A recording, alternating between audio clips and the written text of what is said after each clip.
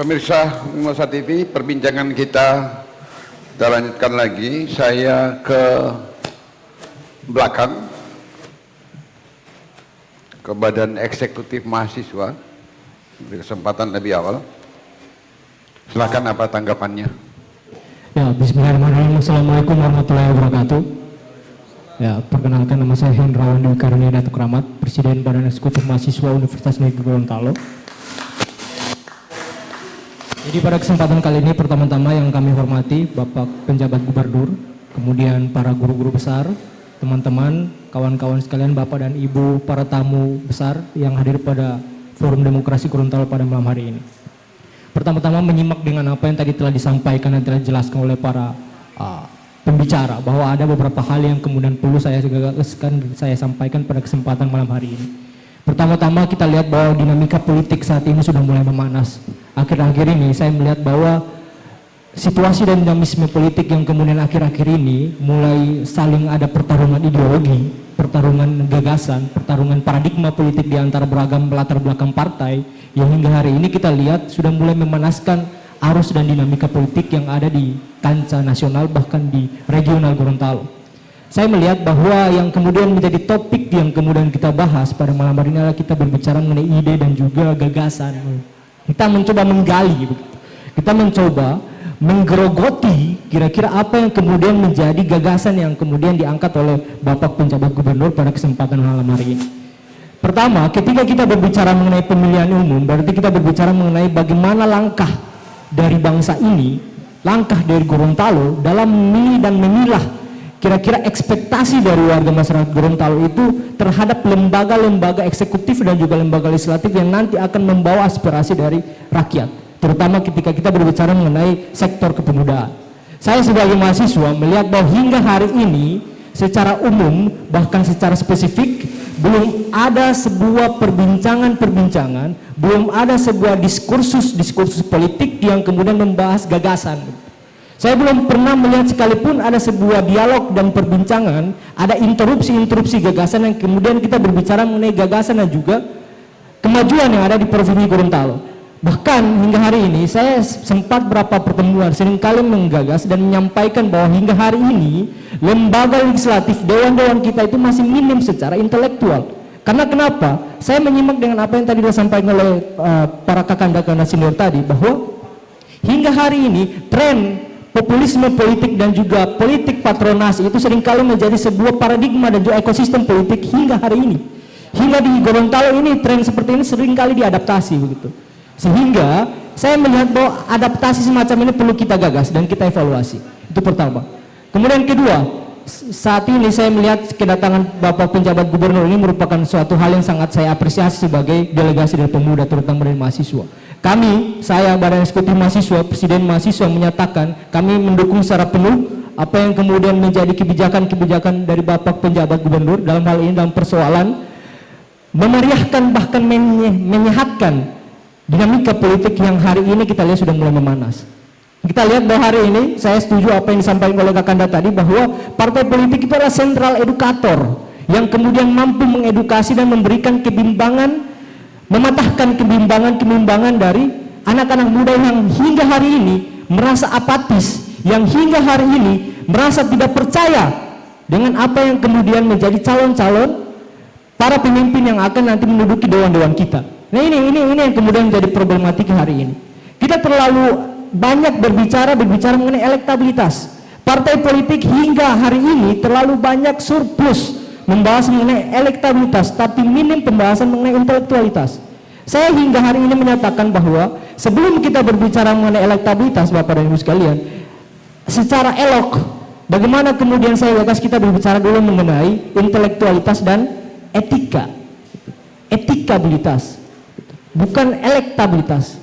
Hingga hari ini, maka jangan heran Bapak dan Ibu sekalian, agak sulit ketika dewan-dewan kita, agak sulit ketika para peserta pemilu kita, kemudian kita hadapkan, kita datangkan untuk berjumpa dan berdialog dengan mahasiswa di dalam basis-basis akademik di kampus-kampus. Susah Pak, susah para dewan-dewan kita itu kita ajak untuk dialog, menghadirkan diskursus politik.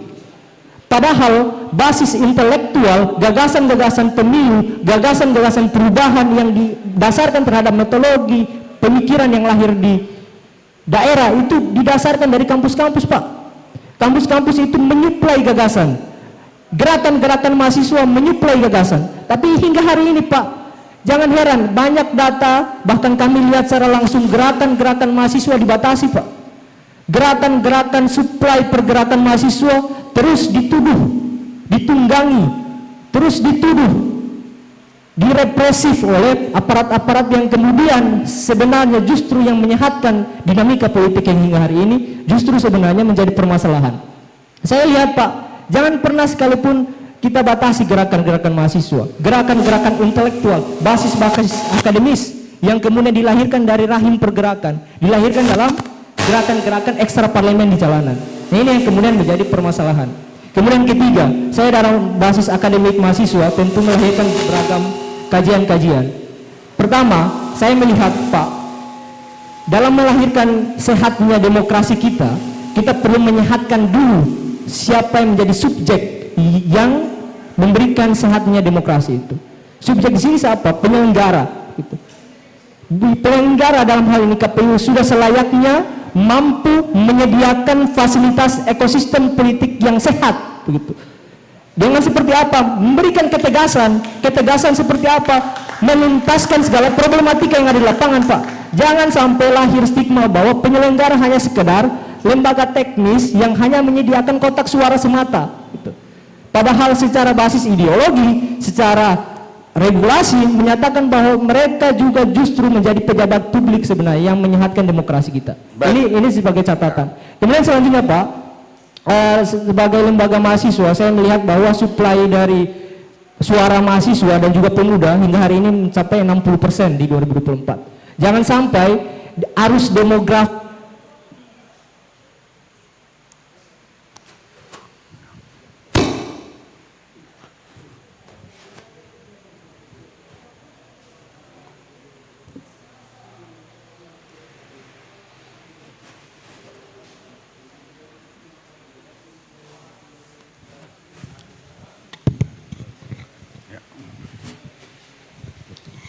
Lanjut. Ya, saya lanjut ya. Arus demografi yang tinggi justru menjadi sebuah tantangan dan hambatan bagi penyelenggara dalam menghadirkan demokrasi yang sehat. Padahal apatisme dari mahasiswa, apatisme dari pemuda atau generasi Z hari ini justru yang akan menumbangkan gagasan dan juga pesta politik di 2024. Kemudian, Pak, saya melihat bahwa gerakan-gerakan mahasiswa yang kemudian didasarkan atas gagasan, didasarkan atas basis intelektual itu perlu menjadi hegemoni politik di 2024. Bukan hegemoni elektabilitas atau kepentingan elektoral semata. Saya lihat sama seperti yang Kakanda Senior tadi sampaikan bahwa setiap tahun, setiap periode transaksi elektoral yang sering terjadi di birokrat bukan justru melahirkan pejabat publik yang secara esensi disiplin ilmu memegang jabatan sesuai dengan apa yang menjadi basis keilmuannya. Itu saya setuju dengan apa yang disampaikan oleh Kakanda tadi bahwa ini didasarkan atas transaksi politik tadi, politik patronisme, ada kepentingan, ada tukar tambah politik, ada tukar tambah partai di sini sehingga memberikan implikasi terhadap penyelenggaraan birokrat, pelayanan masyarakat, pelayanan kesehatan, penyelenggara ekonomi, penyelenggaraan pendidikan itu bukan didasarkan atas kepentingan esensial pada publik, kepentingan esensial pada masyarakat, tapi atas dasar tukar tambah partai politik yang seringkali terjadi secara sirkular dan simultan, bertahun-tahun dan per periode. Itu yang kemudian menjadi catatan saya, Pak. Baik. Terima kasih. Ya. Generasi Z, generasi yang tidak mapan politik ibarat di negeri Konoha dalam cerita Naruto. Saya persilakan, Pak Stanley. Terima kasih Pak Fanli, Pak. Bukan Stanley. Maaf. Assalamualaikum warahmatullahi wabarakatuh. Yang saya hormati Pak PJ Gubernur,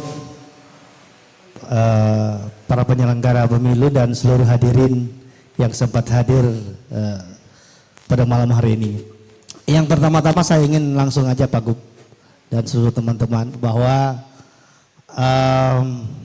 beberapa poin yang sebetulnya ingin saya sampaikan sudah terwakili diantaranya oleh Kakanda Kak Herman Rahim tadi.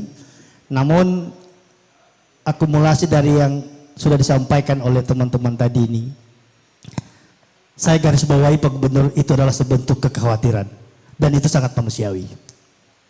Kenapa? Kekhawatiran juga terkadang lahir daripada peristiwa atau pengalaman yang pernah ada dan juga itu sangat manusiawi.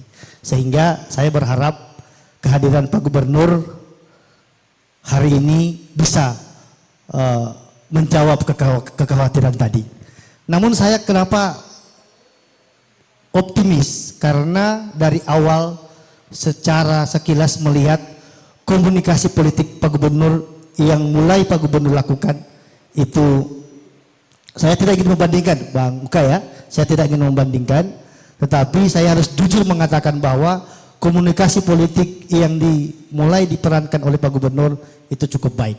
Karena salah satu suksesnya Pak Gubernur di Gorontalo ini, apalagi Gorontalo ini adalah segudangnya para politisi dan para kritikus, ya, itu sangat-sangat berpengaruh terkait dengan gaya-gaya komunikasi. Namun sebelum saya lanjutkan, saya khawatir saya lupa, ada yang sangat penting, karena ini juga saya menganggap bagian daripada pembelajaran politik. Jangan sampai saya lupa.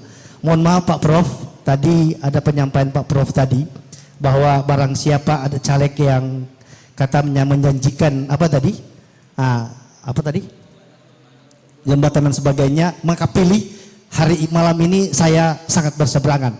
Saya ingin mengatakan bahwa jikalau ada caleg-caleg yang mengatakan demikian, demi Allah jangan pilih mereka, karena mereka sudah membohongi dari awal.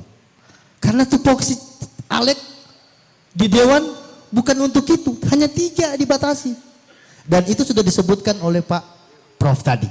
Nah saya ikut, saya juga sebagai alumni UNG yang juga pengurus DPP IKA alumni UNG, ini punya kewajiban moral untuk menyampaikan juga. Baik. Yang selanjutnya mungkin dari beberapa penyampaian tadi bahwa saya tidak sepakat ada tuntutan dari individu partai politik yang menuntut penyelenggara pemilu itu turut memberikan pembelajaran politik. Malah justru saya khawatir kalau itu dilakukan, kredibilitas daripada penyelenggara pemilu akan turun malah justru. Karena memang benar kata Kak Herman Rahim tadi, bahwa tidak ada tuntutan penyelenggara pemilu dalam rangka memberikan pembelajaran politik. Pembelajaran politik ada di kita, di partai politik, di aktivis, di pers dan sebagainya. Yang paling terakhir, karena ini sudah larut, saya ingin menyampaikan pesan pada Pak PJ Gubernur bahwa Gorontalo ini Pak masih dibayang-bayangi dengan masih dibayang-bayangi dengan sebuah penyakit yang sampai hari ini belum sembuh terkait dengan angka kemiskinan. Di mana angka kemiskinan peringkat Gorontalo masih kelima ya, Bang Uka ya. Itu pasti masih rame Pak. Saya ingin memberikan saran bahwa mungkin salah satu untuk bisa mensukseskan minimal menggeser garis grid kemiskinan tadi, ada 2 kalangan yang mungkin bisa menjadi perhatian atensi lebih dari Pak Gubernur, yaitu kalangan petani dan nelayan. Karena salah satu penyumbang kemiskinan itu ada di mereka. Baik. Saya juga di Kecamatan Motilango, Bolioto CS, melihat memang beberapa keluhan daripada petani dan nelayan. Nah tentunya ini saya tidak ingin merinci apa-apa yang menjadi jeritan mereka. Saya pikir Pak Gubernur dan para stakeholder itu sudah cukup tahu. Dan yang paling terakhir saya ingin menyampaikan bahwa Pak Gubernur juga butuh para pembantu-pembantu di OPD yang kuat Pak Gubernur. Kuat dalam hal apa?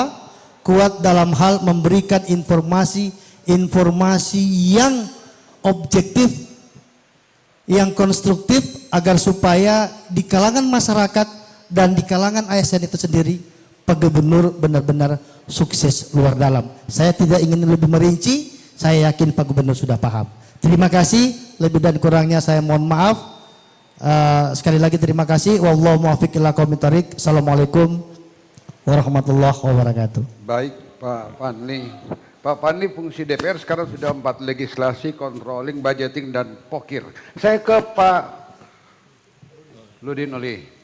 Silakan.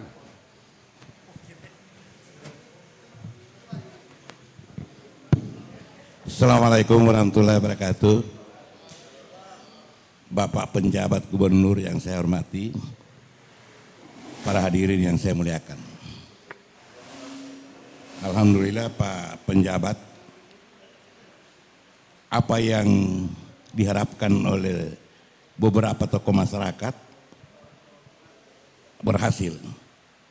Yang pertama, begitu saya melihat usulan DPR, beliau mendapat 4 suara dan si ada yang 3 dan ada yang 7. Saya langsung telepon beliau, WA. Berdoa Pak, mudah-mudahan Bapak yang menjadi. Alhamdulillah itu. Karena beliau ini adalah teman kami di Pohuwato, beliau ketua Bapeda, saya asisten 1. Dan saya tahu persis beliau tidak mau nego-nego Pak Umar. Kemudian berikut Pak, ada beberapa hal yang perlu kami sampaikan. Yang pertama, kenapa saya pakai baju merah, batik merah? Karena saya melihat ada muatan di surat kabar bahwa dengan kehadiran Pak Gubernur adalah surat sakti dari salah satu ketua partai politik yang ada. Ini yang menjadi opini masyarakat yang berkembang Pak. Bahkan di warung kopi saja, di Limboto ada beberapa itu. Ada teman, saya duduk bersama teman-teman. Dia datang. Sudah Pak penjabat gubernur itu kita punya orang. Saya bilang Pak, jangan saudara membesar-besarkan persoalan ini. Beliau itu adalah pegawai negeri sipil. Saya terus tegur Pak Gubernur waktu di Danau Limboto, bahkan di Pinogu. Saya ratus tek, Anda jangan bicara di sini. Masalah gubernur, penjabat gubernur itu adalah hak daripada Menteri Dalam Negeri Masalah Pusat. Ternyata apa yang dibacakan kami lihat di koran bahwa ada surat sakti dari salah satu partai dan ini harus perlu dibereskan Pak Gubernur. Ini harus diselesaikan sebab ini sudah berkembang di mana-mana. Bapak sebagai penjabat gubernur, sebagai pembina partai politik, dimohonkan Bapak harus mengundang seluruh partai politik yang ada untuk menjelaskan kepada mereka supaya tidak terjadi hal-hal yang seperti apa yang memang di dalam penyampaian Pak Gubernur tadi bagus. Dan tapi ada kekhawatiran partai politik. Saya juga sebagai ketua partai politik, tapi tadi ditanya ke Pak Gubernur, ditanya KPU, kurang partai-partai Garuda yang tidak mengusulkan. Kenapa? Mereka ada calon, tapi mereka bimbang dengan adanya sistem terbuka dan tertutup, sehingga mereka menarik semua pencalonan mereka.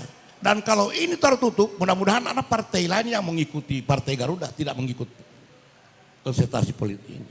Ini, kemudian berikut Pak, menyangkut persoalan tadi Islamic Center.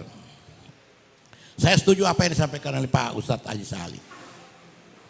Itu kok Islamic Center itu diinisiasi oleh provinsi yang memberikan SK bupati. Loh kok bagaimana ini? Ini kan sangat berbeda. Bupati yang mana disebut Pak? Bupati Gorontalo, Ya. Pak Profesor Dr. Nelson Pemalingo, tamannya Pak Serson Pemalato. Ini yang luar biasa. Saya setuju itu dana 200 juta itu digunakan untuk pengembangan rumah sakit Ainun. 200 miliar. Yang dikembalikan dananya 100 juta, 100 miliar lebih oleh penjabat yang lama. Dan itulah satu persoalan besar beliau di Gorontalo sampai beliau dianggap tidak berhasil. Kalau itu disetujui, Bapak Gubernur tahu itu bahwa kita ini sudah berapa kali dialog tentang persoalan pengembangan Rumah Sakit Ainun. Ini satu persoalan yang berbeda. Mungkin Bapak, saya minta mungkin Rumah Sakit Ainun adalah rumah sakit provinsi, diminta Bapak harus mengunjungi sekali-sekali sana. Baik. Lihat pasiennya di sana, Pak. Ya. Kemudian berikut Pak Gubernur, saya dapat informasi bahwa menyangkut lembaga adat. Lembaga adat dengan Dewan Adat. Kalau lembaga adat itu adalah perdanya nomor 12 tahun 2016. Perda. Kalau Dewan Adat itu hanya merupakan salah satu LSM. Tidak ada dalam aturan ada satu lembaga. Dewan Adat dengan lembaga adat. Lembaga adat itu disetujui oleh pemerintah sebagai mitra pemerintah untuk melaksanakan adat. Dan Gorontalo adalah salah satu yang ke-9 diakui di Indonesia ini. Baik. Oleh karena itu, diminta Pak Gubernur, Bapak bahwa ada informasi bahwa Bapak menganulir SK Dewan Adat yang lama, yang SK dan lembaga adat yang di SK-kan oleh penjabat lama. Ini Pak berdasarkan undang-undang itu perda itu harus dilaksanakan. Dan ini sudah berkembang di masyarakat Pak penjabat baru. Sebab lembaga adat itu di tingkat desa, kecamatan sampai kabupaten punya kekuatan besar. Inilah barangkali hal-hal yang perlu saya sampaikan. Dan tentunya ini segera diselesaikan oleh Pak penjabat gubernur tentang isu-isu menyangkut lembaga adat. Memang ini Dewan Adat ini masih menghendaki mereka itu akan berkiprah karena mereka diminta dulu untuk mempertanggungjawabkan dana yang 1 miliar lebih yang mereka kelola. Ini 1 miliar lebih yang sampai hari ini tidak dipertanggungjawabkan. Dan ini yang menjadi polemik di masyarakat. Terima kasih Pak. Pak Ludin, saya pikir tidak menyebut nama itu, tetap tersebut. Ya, saya ke Komisioner KPU Provinsi yang singkat Pak. Kita sudah di penghujung waktu. Ya. Ya, terima kasih. Assalamualaikum warahmatullahi wabarakatuh. Ya. Pak Gubernur yang kami hormati, PLH Ketua KPU. Langsung. Ya. Siap. Pertama begini, di ketentuan Undang-Undang Nomor 7 Tahun 2017 itu disebutkan bahwa KPU itu adalah penyelenggara pemilu yang bersifat nasional, tetap dan mandiri. Kemudian ini menjadi terstruktur sampai ke bawah. Yang berikut, di Undang-Undang Nomor 7 Pasal 1 itu kurang lebih kosakatanya begini menyebutkan. Pemilu selanjutnya disebut sebagai pemilihan umum adalah sarana kedaulatan rakyat untuk memilih anggota DPR, DPRD sampai dan presiden dan seterusnya.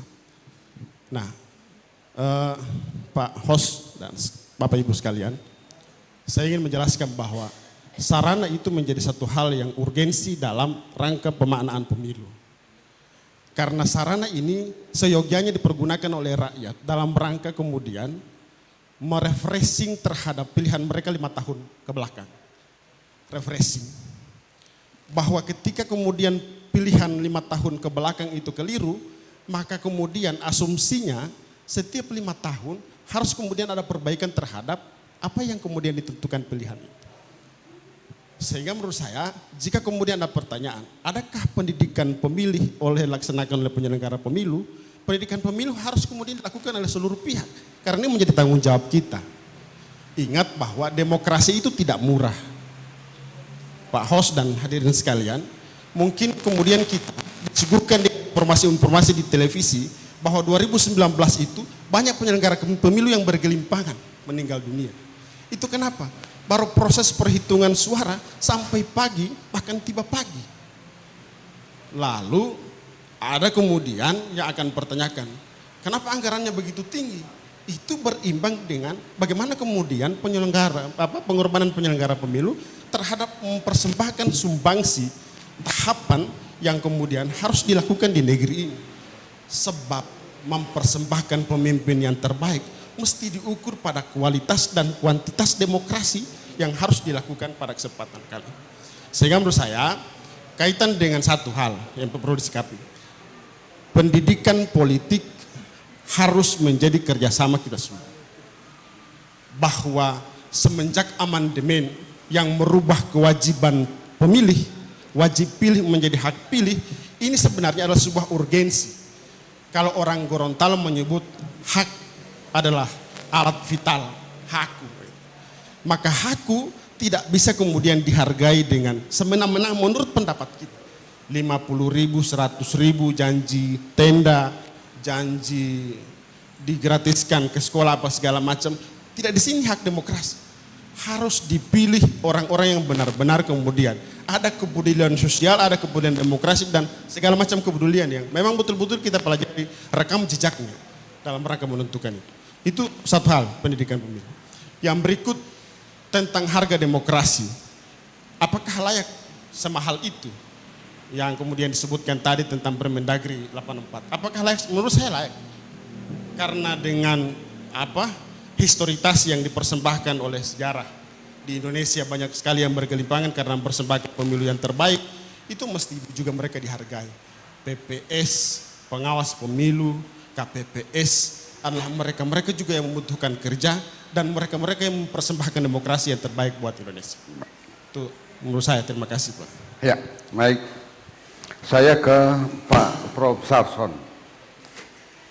Pak Prof akan bicara teori SDG Political Pythagoras. Silakan. Terima kasih.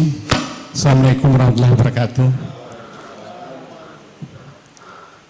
Bapak Gubernur atau pejabat gubernur yang saya hormati, pimpinan KPU, Bawaslu, dan seluruh pejabat yang menghadiri Pak Gubernur pada hari ini, teman-teman semua. Pertama-tama saya mengucapkan terima kasih diberi kesempatan pada malam hari ini. Memang kalau saya menyimak, Pak Gubernur ini kecapean juga mendengar keluh kesah kita, curhat kita. Saya lihat Pak Gubernur belum pernah itu betul laptop itu karena mau ngelala butuh cerita mau ngingaan. Ya kira-kira itu. Tapi mudah-mudahan tidak, karena semua baru bobot yang berbicara tadi. Ya karena itu. Karena persoalan saya begini Pak, kenapa saya bilang capek? Pak Gubernur ini cuma 1 tahun. 1 tahun itu waktu singkat. Ya, 2 tahun. 1 tahun katanya salah. Tapi saya suka berlanjut terus kalau perlu. Kalau perlu pilih lagi. Karena begitu. Misalnya, ini kan bisa. Kita bicara misalnya. Nah sekarang saya kembali ke topik pembicaraan kita. Langkah-langkah pejabat gubernur dalam menghadapi pemilu. Sebenarnya hari ini kita perlu mengelaborasi roadmap yang sudah dibuat oleh Pak Gubernur. Apa yang akan dilakukan selama setahun menghadapi pemilu, baik itu pileg maupun pilpres. Sebenarnya itu yang kita mau cari. Apa yang dia akan lakukan? Kita diskusikan. Sehingga kita benar-benar kita bisa melihat apa yang kita bisa monitor apa yang dilakukan dan apa yang kita harus lakukan sebagai masyarakat. Itu penting. Jadi ada roadmapnya. Bulan ini saya akan buat begini, saya buat begini, ini programnya ini. Baru itu dievaluasi tiap bulan. Kalau sekarang kan kita ngomong semua, ini yang begini. Akhirnya habis malam ini juga selesai ini. Ondelo cerita lahulun dalam mau pelita cerita kan begitu. Kalau harus ada roadmapnya tertulis. Kalau perlu Pak Hos saya sampaikan dengan Pak Gubernur juga. Di TV di jalan itu ada muncul itu bukan foto-fotonya pejabat, tapi itu program yang fokus terutama untuk pemilu ini, sehingga beliau akan membuat roadmapnya di situ, ya. Di mana itu akan tertulis misalnya begini Pak, akan dibuat satu program, andaikan pemilu dibuat tertutup, apa yang akan dilakukan oleh pemerintah? Kalau misalnya MK memutuskan pemilu ini sistemnya tertutup, apa yang dilakukan? Karena ada prediksi tertentu. dia akan chaos dan sebagainya. Ya, walaupun saya setuju tertutup sebenarnya. Mudah-mudahan tahun 2029 tertutup. Diputuskan hari ini, belum 2024. Kan begitu. Karena sudah jalan. Kita ini kan dibingungkan, sudah jalan pemilu, MK belum bersidang, nanti hari Kamis katanya mau diumumkan. Tetapi kalau itu ada kira-kira program Pak Gubernur apa? Pak Pejabat Gubernur yang sudah selama tahun. Karena itu fokus tugasnya di Gorontalo, salah satu fokus tugasnya adalah menjalankan pemilu secara baik. Yang berikut Pak, andaikan dalam pemilu terjadi kecurangan. Kira-kira apa programnya? Program kita mau cari itu sehingga sebentar masyarakat akan melihat, oh kalau ini terjadi kecurangan, program begini. Kita akan lihat sehingga nantinya beliau, pernyataan beliau bahwa benar-benar beliau bukan petugas partai.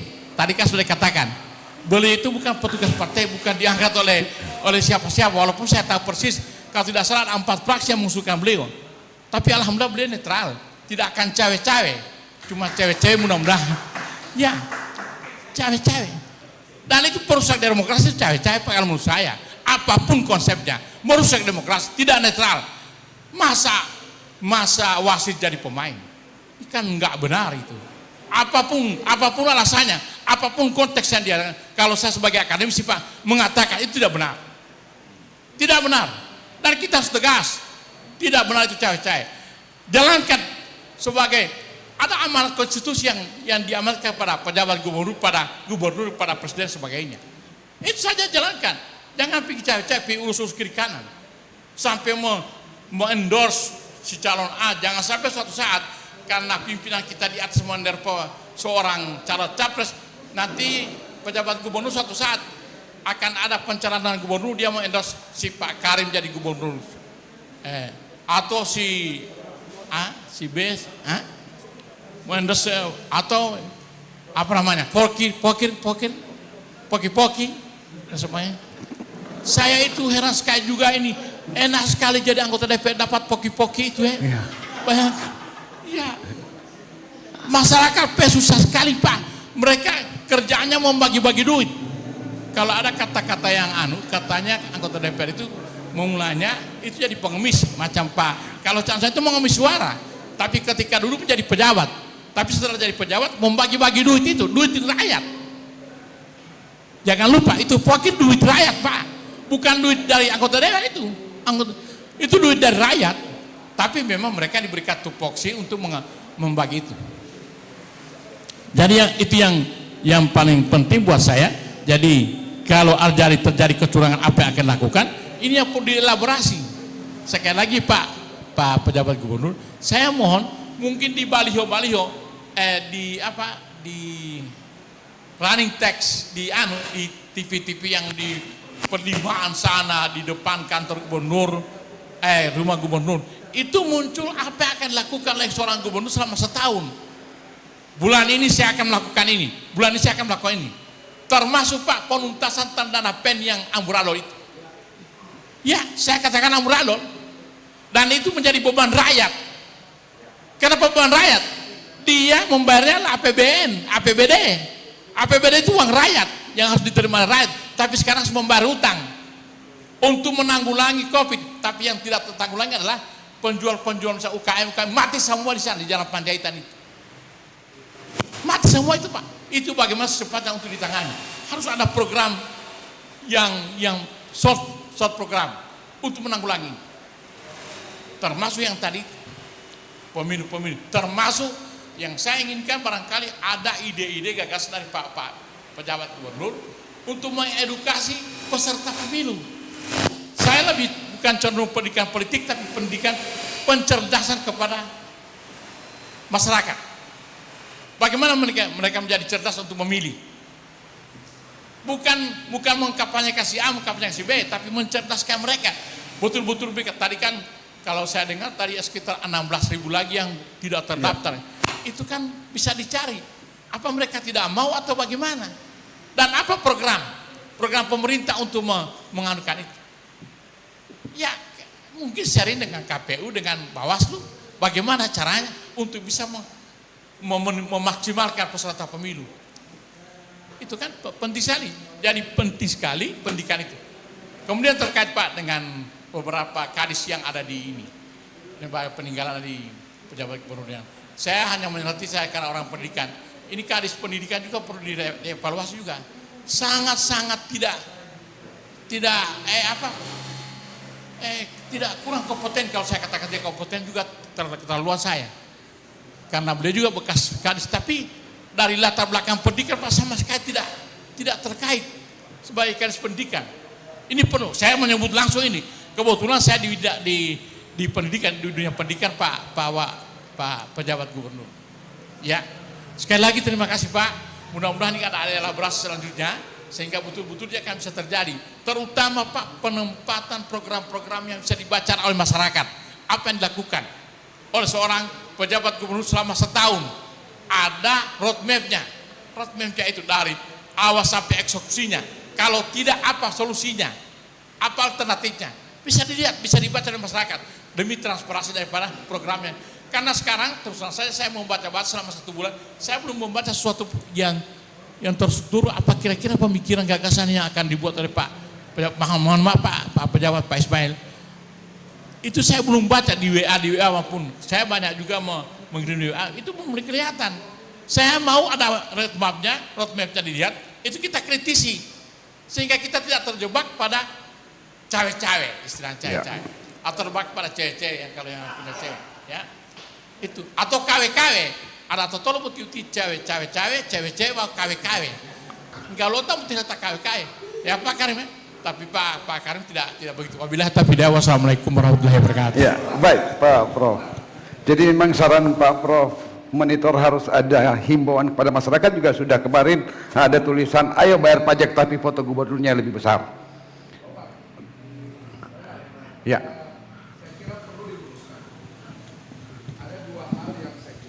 Yang singkat. Ya. Ada 2 narasi besar yang tampil malam hari ini karena itu keluar dari 4 pembicara. Karena kita dari partai dan kebetulan Nasdem itu adalah fraksi di DPR. Nah, saya ingin menjawab 2 hal itu dengan 1 pertanyaan, 2 pertanyaan tadi atau 2 tuduhan tadi itu dengan 1 jawaban.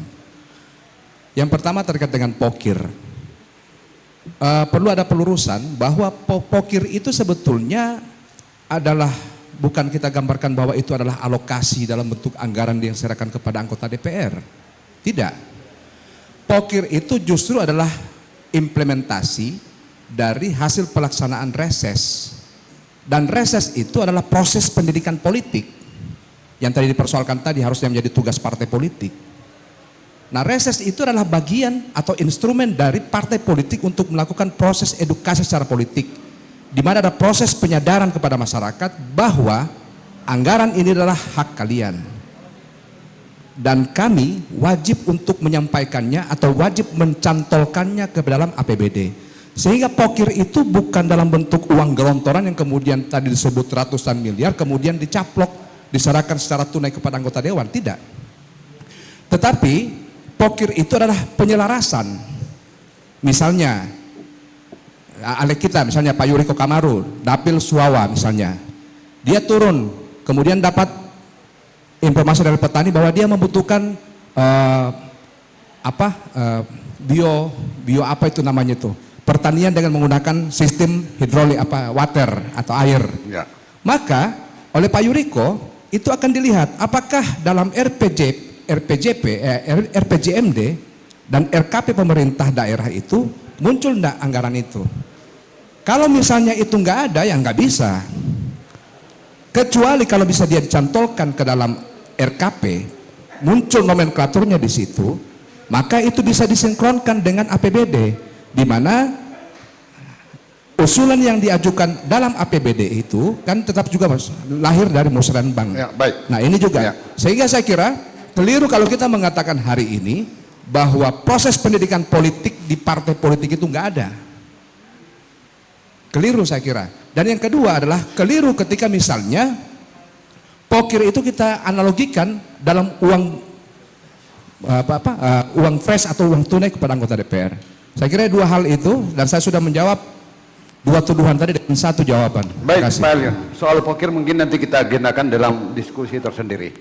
Hadirin sekalian, kita sudah tiba di penghujung. Pak Gub sudah mendengarkan semua secara seksama pasti. Tadi ada gundah kelana, ada juga ledakan-ledakan. Saya persilakan ditanggapi, Pak Gub. Terima kasih. Cukup banyak nih, saya udah catat. Jadi Pak Prof saya mencatat, bukan.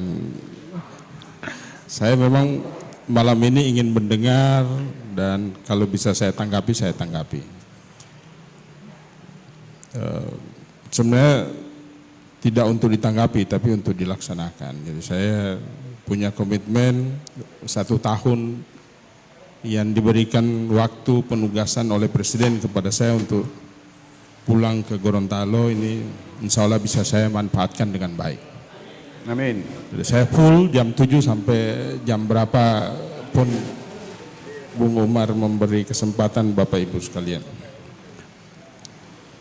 Yang pertama terkait independensi saya. Ya, dari awal saya sudah sampaikan saya pegawai negeri tidak berpolitik praktis.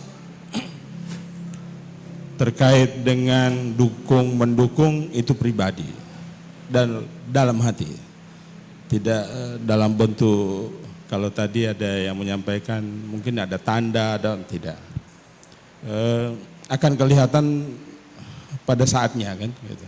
Akan kelihatan. Tolong jaga saya, seluruh partai juga saya ingin berharap karena saya akan berlaku sama untuk semua partai, maka tolong dijaga independensi saya. Gitu. Termasuk seluruh perangkat pemerintahan yang ada di Provinsi Gorontalo. Kemudian yang berikut terkait dengan program tugas dan kewenangan kami selama 1 tahun. Saya sudah menyampaikan ke seluruh jajaran pemerintah Provinsi Gorontalo untuk sinergi dengan kabupaten kota. Karena tidak akan mungkin provinsi itu bekerja sendirian, harusnya bisa bersinergi dengan kabupaten kota. Oleh karena itu saya sudah mulai kemarin ke Pohuwato, saya bersama-sama dengan OPD, Bupati, Wakil Bupati Pohuwato melakukan pelayanan ke Taluditi. Jadwal kunjungan saya itu saya publikasikan. Terserah yang mau ikut DPRD, anggota, seluruh komponen silakan ikut. Mari kita sama-sama melakukan layanan kepada masyarakat. Karena itu salah satu tugas dan fungsi pemerintah. Besok malam saya ke Garut, Sumatera Timur, 2 hari di sana, tidur di sana.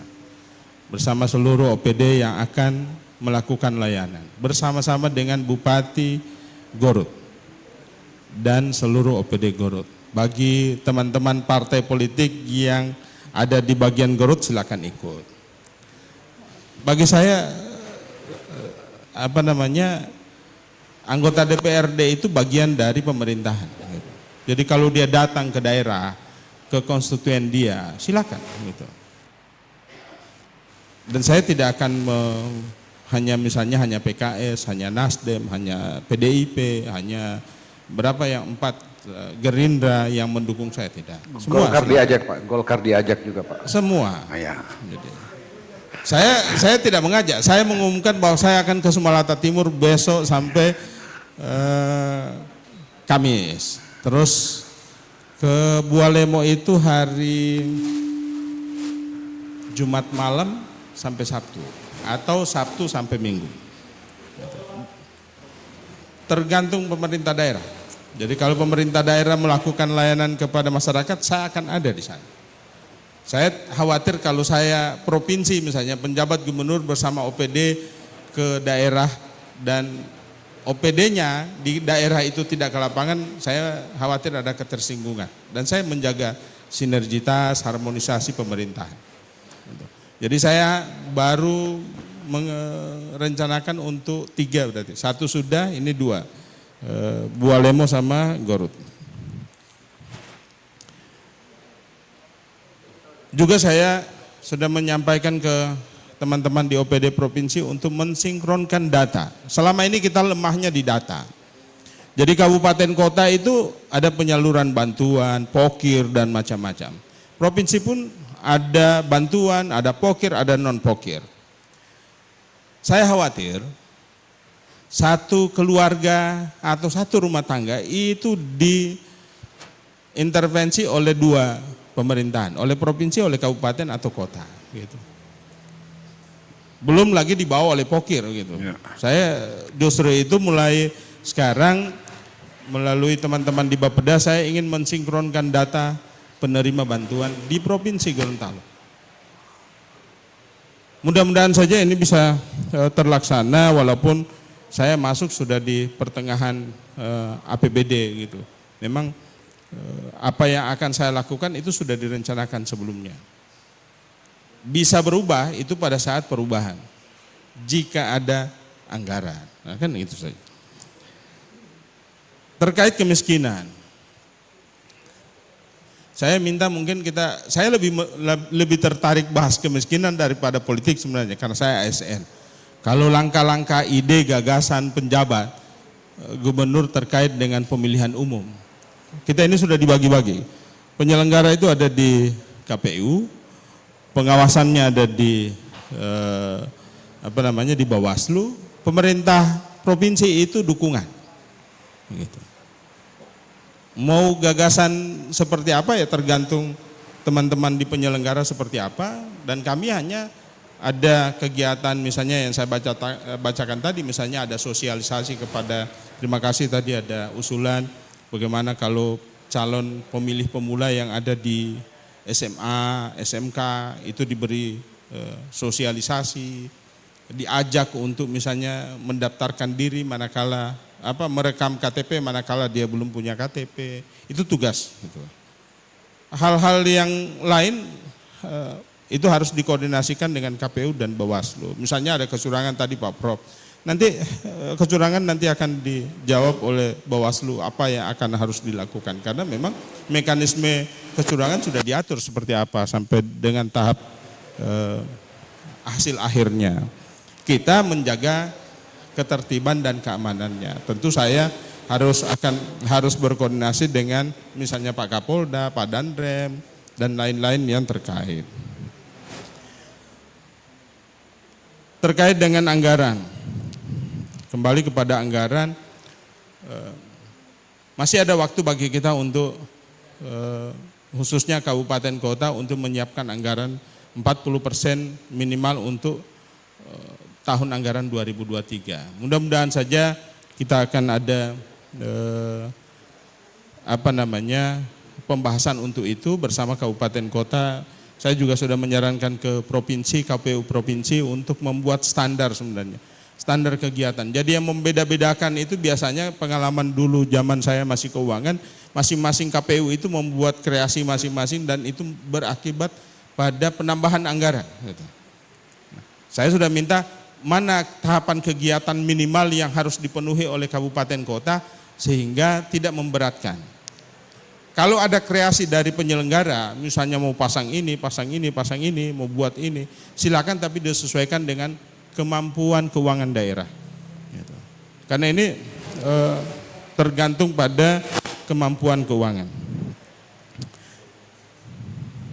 Jadi Pak Alyun, Pak Ruli Henga, ini saya sudah jawab tadi ya. Saya mohon dijaga walaupun PKS, Nasdem PAN, Gerindra dan PDIP Perjuangan itu pada saat pencalonan di legislatif di DPRD provinsi itu mengusung nama saya.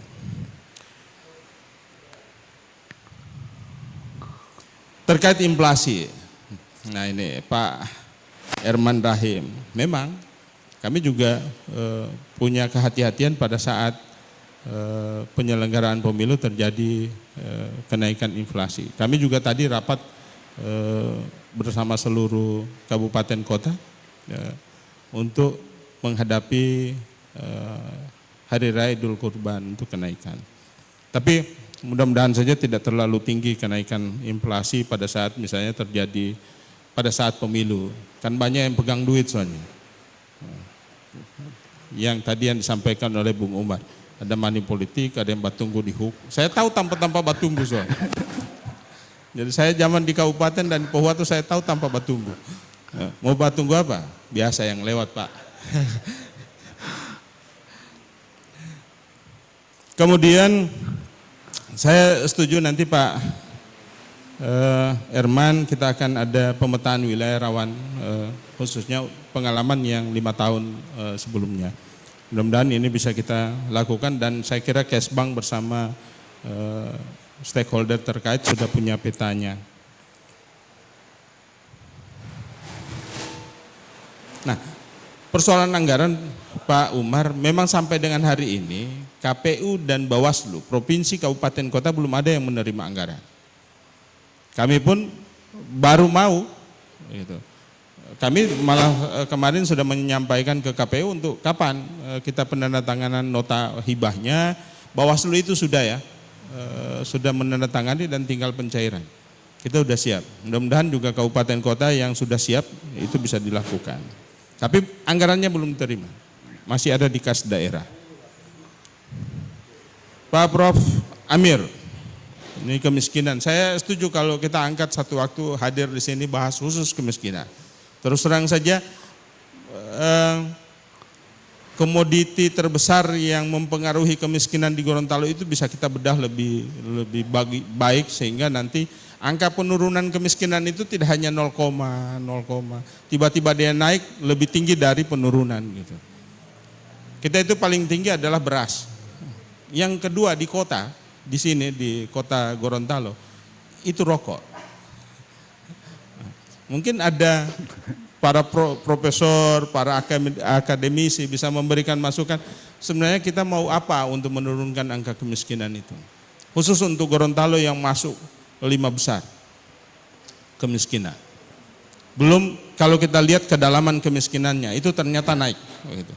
Tidak hanya angkanya, tetapi kedalaman juga naik.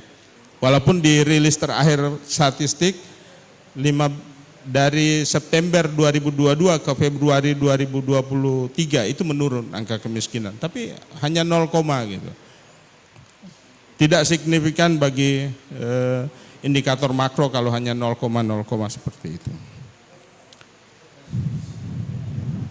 Pak Sindu, saya sudah sampaikan tadi, saya akan menjaga netralitas saya sampai dengan 1 tahun masa jabatan saya. Karena kalau saya melanggar, saya akan disanksi sedang dan berat. Dicopot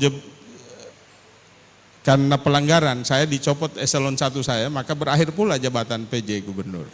Justru itu netralitas tetap akan saya pertahankan karena melanggar itu ada sanksi bagi seorang pegawai negeri sipil. Cuma ada hal yang saya perlu klarifikasi. Saya bukan tidak sepakat. Kadangkala sepakat dan kadangkala tidak. Terkait dengan pengisian jabatan yang harus sesuai background pendidikan. Gitu. Kalau saya mau seperti itu, saya sarjana peternakan. Gitu. Tapi kerja saya tidak pernah di peternakan. Pernah sekali setahun. Gitu. Yang lain itu basis pekerjaan saya adalah Departemen Koperasi, sekarang Kemnaker. Dulu dengan Bung Umar itu ekonomi, keuangan, gitu. Saya tidak ada basis keuangan. Gitu. Kadangkala pas, kadangkala juga tidak. Jadi tidak semua dipukul rata, harus background sesuai background untuk pimpinan OPD. Karena Menteri Pendidikan pun menyatakan bahwa ada 60-70% lulusan perguruan tinggi itu tidak bekerja sesuai dengan basicnya. Kadang-kadang ya, kadang-kadang tidak. Misalnya Ustadz Ali kalau jadi Ajis Ali jadi Kakandep Agama itu pas karena dia Ustadz. Gitu. Misalnya. Termasuk juga pembisik. Saya justru yang membisiki pembisik, Pak. Karena saya mungkin lebih paham situasi Gorontalo dan situasi pemerintahan. Jadi yang pembisik saya yang bisik ke dia, jangan bilang begitu.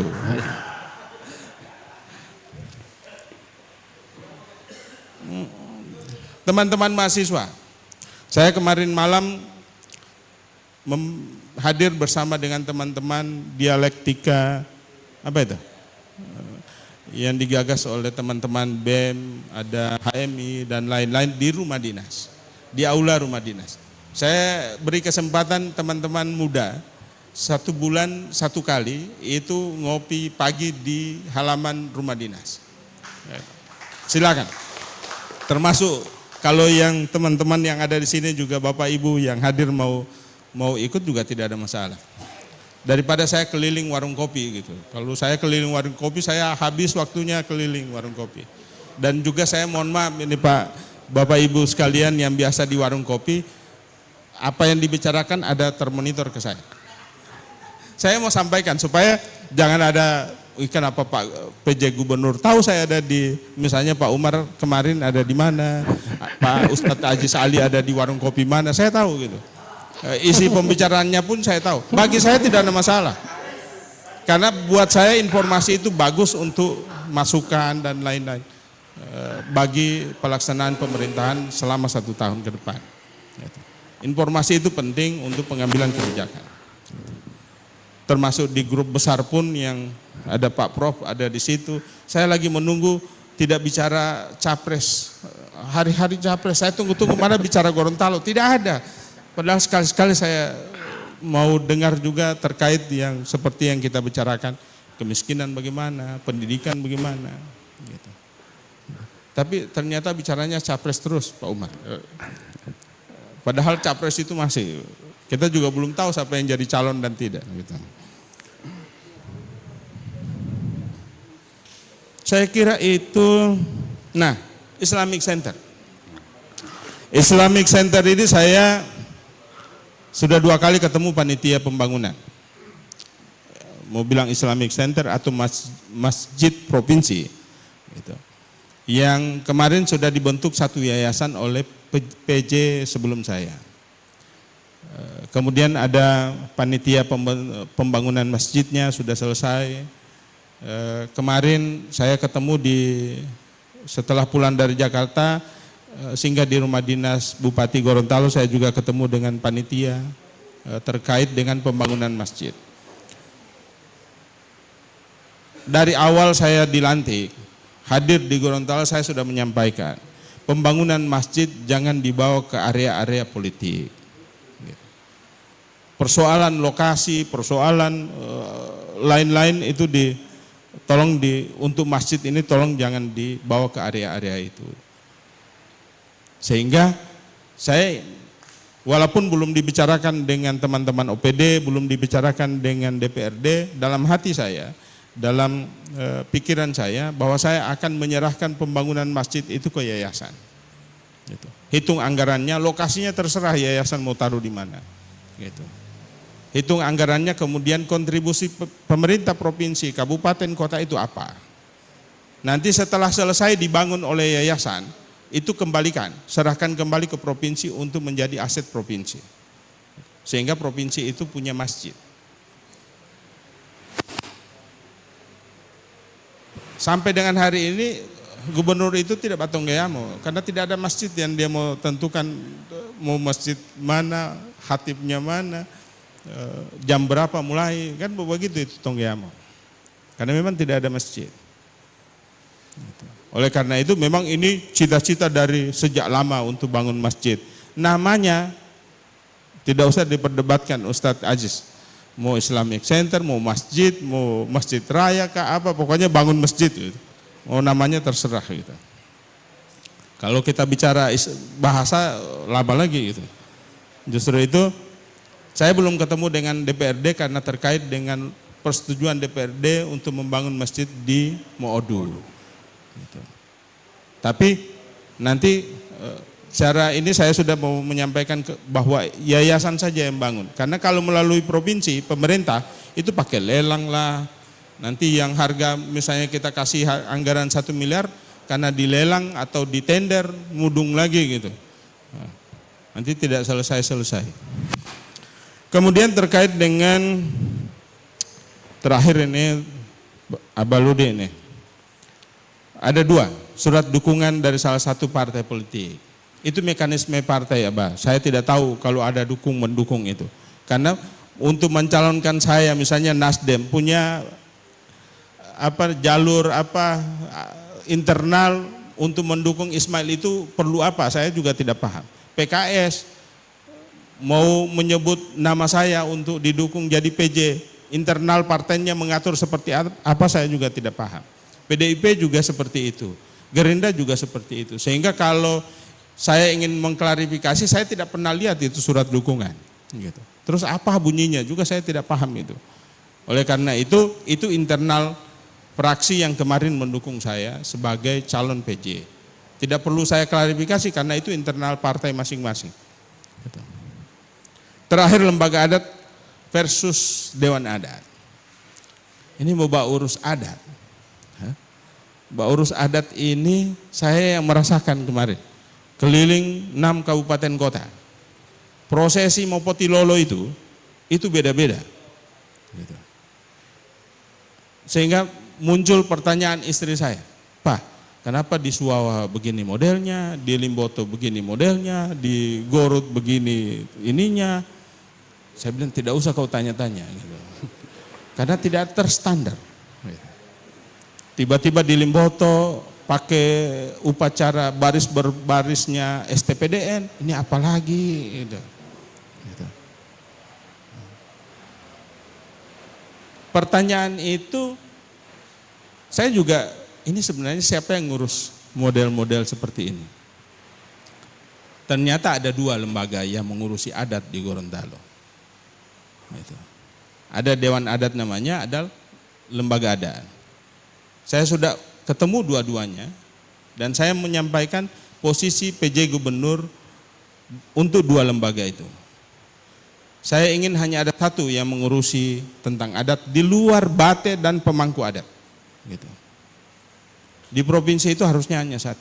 Jadi kalau dua-duanya mengakui bahwa itu punya tugas dan fungsi dan tidak mau jadi 1 lembaga saja, maka silakan jalan dua-duanya, tapi saya selaku PJ Gubernur selama setahun itu tidak ada di kedua-duanya. Dan sepakat untuk musyawarah ulang. Gitu. Jadi antara lembaga adat dan Dewan Adat sudah sepakat untuk duduk musyawarah lagi, membentuk 1 mau lembaga atau mau dewan namanya. Gitu. Saat ini saya lagi meminta bantuan Pak Prof. Nani Tuloli, Pak Alim Niode bersama 8 Bate. Gitu. Bate itu kan tidak ada dualisme, Bate cuma 1. Jadi Bate 8 tambah 2 akademisi, Pak Prof sama Pak Alim Niode untuk merumuskan bahan yang akan dimusyawarahkan. Seperti apa gitu bahan untuk yang kita musyawarahkan itu. Saya lagi menunggu. Selesai itu baru kemudian difasilitasi oleh pemerintah provinsi untuk mengundang kedua lembaga itu untuk duduk bersama bermusyawarah. Yang terkait dengan SK Pak Ludin, karena ini juga banyak yang menonton, saya ingin sampaikan begini. Kalau lembaga adat itu di SK-kan oleh gubernur, seolah-olah lembaga adat itu ada di bawah kendali gubernur. Sementara gubernur itu diawasi secara norma oleh lembaga adat. Sehingga saya menyatakan bahwa saya tidak akan meng-SK-kan lembaga adat atau Dewan Adat. Karena itu norma sebelum ada provinsi, sebelum ada gubernur gitu. Bagaimana kalau saya ada like and dislike terhadap pengurus lembaga adat, saya bisa coret namanya. Oh, saya tidak suka Pak Ustadz Aziz Ali ada di situ, coret gitu. Karena saya yang meng-SK-kan gitu. Atau Abaludi tidak usah masuk situ. Kan tidak mungkin seperti itu. Oleh karena itu bukan tidak mengakui, menganulir SK yang sudah sudah dibuat oleh PJ sebelumnya. Tapi saya ingin berpendapat bahwa itu tidak di bawah kendali gubernur. Perda yang tadi disebut-sebut juga tidak memerintahkan gubernur membuat SK untuk lembaga. Saya sudah baca perdanya. Bahwa ada lembaga yang mengurusi tentang adat, itu ya di dalam perda itu. Yang jadi masalah perda itu tidak ada peraturan pelaksanaannya Pak Bung Umar. Tidak ada pergubnya itu barang. Sampai hari ini. Dan saya bilang saya tidak mau bikin sebelum lembaga adat itu jadi satu. Kalau masih dua, maka dua-duanya gubernur tidak akan berpihak ke dua-duanya. Silakan melakukan aktivitas, tapi kegiatan-kegiatan adat saya akan serahkan langsung kepada Bate. Tidak ada masalah kan? Pelaksanaan upacara adat tetap berjalan gitu. Tanpa ada dua lembaga itu. Itu saja yang ingin saya sampaikan kepada Bapak Ibu sekalian, mudah-mudahan kita akan ketemu. Saya silakan jam 7 sampai malam saya ada di rumah dinas. Saya kira itu saja, terima kasih. Assalamualaikum warahmatullahi wabarakatuh. Pak Gubernur, kita masuk pada sesi paling akhir. Closing. Saya mulai dari KPU. Boleh menanggapi yang tadi dan closing statement yang singkat. Kita sudah di penghujung waktu.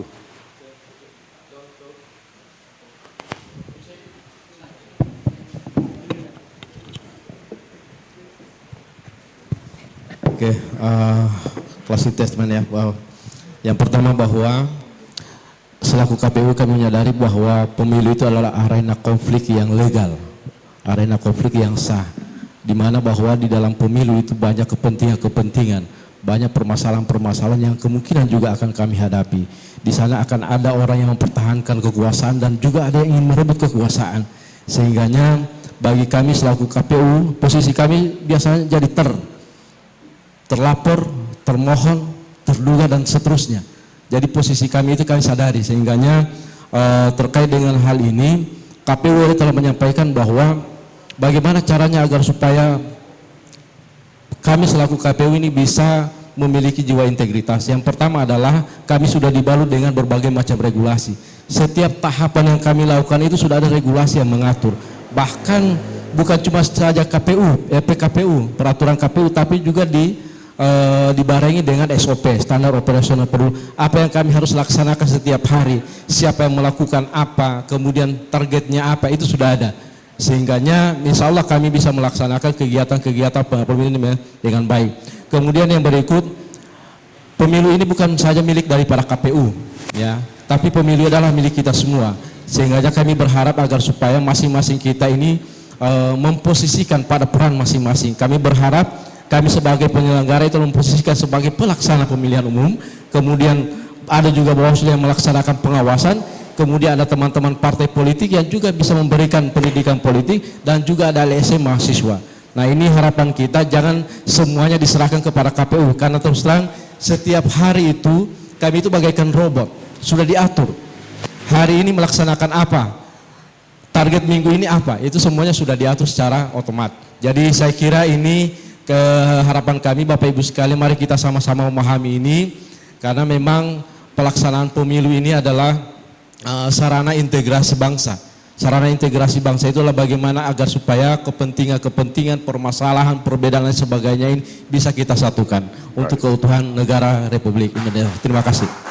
Baik, saya persilakan dari Bawaslu. Makasih.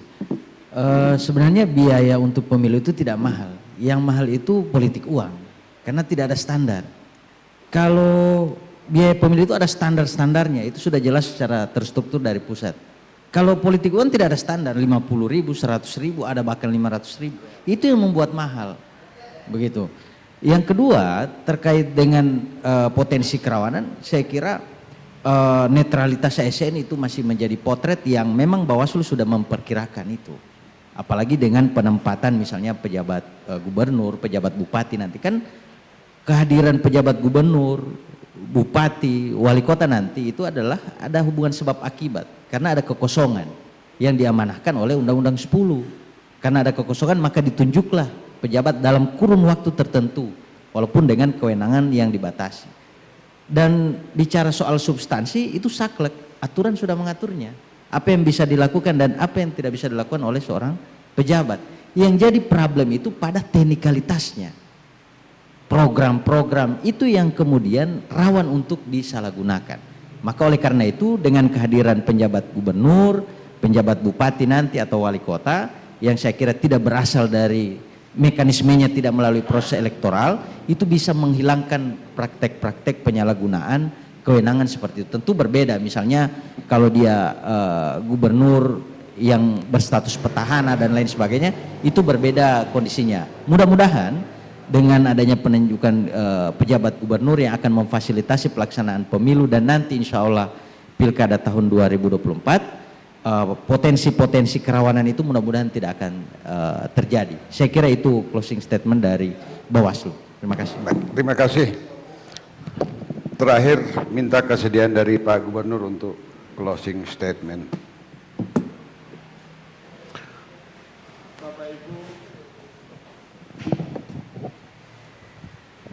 Bapak Ibu hadirin yang masih menyaksikan Forum Demokrasi Gorontalo, ada closing statement dari saya. Saya mengajak seluruh masyarakat Gorontalo untuk menjaga ketertiban, keamanan menjelang pelaksanaan pemilu Pilpres dan Pileg yang akan dilaksanakan di bulan Februari 2024, juga akan menghadapi pemilu kada gubernur, bupati, wali kota yang akan dilaksanakan di bulan Oktober 2024. Dan juga saya berharap bagi masyarakat Gorontalo yang merasa belum merekam iktp, kami siap mendatangi Bapak Ibu sekalian untuk merekam, melakukan perekaman, asal melapor gitu. Dan juga kami bersama Dinas Kependudukan PMD Provinsi bersama juga Dukcapil Kabupaten Kota dalam kurun waktu yang sangat singkat ini, hampir lebih kurang 8 hari, akan mendatangi kediaman Bapak Ibu sekalian untuk melakukan perekaman. Kalau juga tidak melapor, karena nama dan alamatnya sudah ada di Dukcapil. Saya kira ini untuk sukses pemilu, baik Pilpres, Pileg maupun Pilkada 2024. Yang kedua, terkait dengan dinamika menghadapi pesta demokrasi di 2024, mohon Bapak Ibu sekalian seluruh rakyat Gorontalo juga membantu kami di dalam memikirkan pembangunan. Jadi tidak hari-hari bicara politik, tapi mari kita bicara tentang kemiskinan, bicara tentang IPM, bicara tentang pendidikan. Gitu. Karena tugas saya tidak hanya untuk pelaksanaan pemilu kada atau pileg atau pilpres. Saya butuh masukan, saran dari seluruh komponen masyarakat Gorontalo. Saya kira itu saja yang bisa saya harapkan untuk seluruh pemirsa TV Mimosa TV yang tergabung di dalam acara Forum Demokrasi Gorontalo. Kira itu, saya mohon maaf apabila ada hal yang kurang berkenan. Saya akhiri, wallahu muwaffiq ila aqwamit thoriq. Wassalamualaikum warahmatullahi wabarakatuh. Ya. Baik Pak Gubernur. Pemirsa di rumah dan peserta diskusi di studio, dengan closing statement maka usailah diskusi pada malam hari ini. Seperti sering kami sampaikan bahwa diskusi kami Forum Demokrasi Gorontalo adalah diskusi yang paling berkualitas di Gorontalo, di Provinsi Gorontalo. Dan kepada pemirsa di rumah kembali kami ingatkan, jangan lupa minggu depan pasti kami akan kembali lagi. Terima kasih. Wabillahi taufiq hidayah. Wassalamualaikum warahmatullahi wabarakatuh.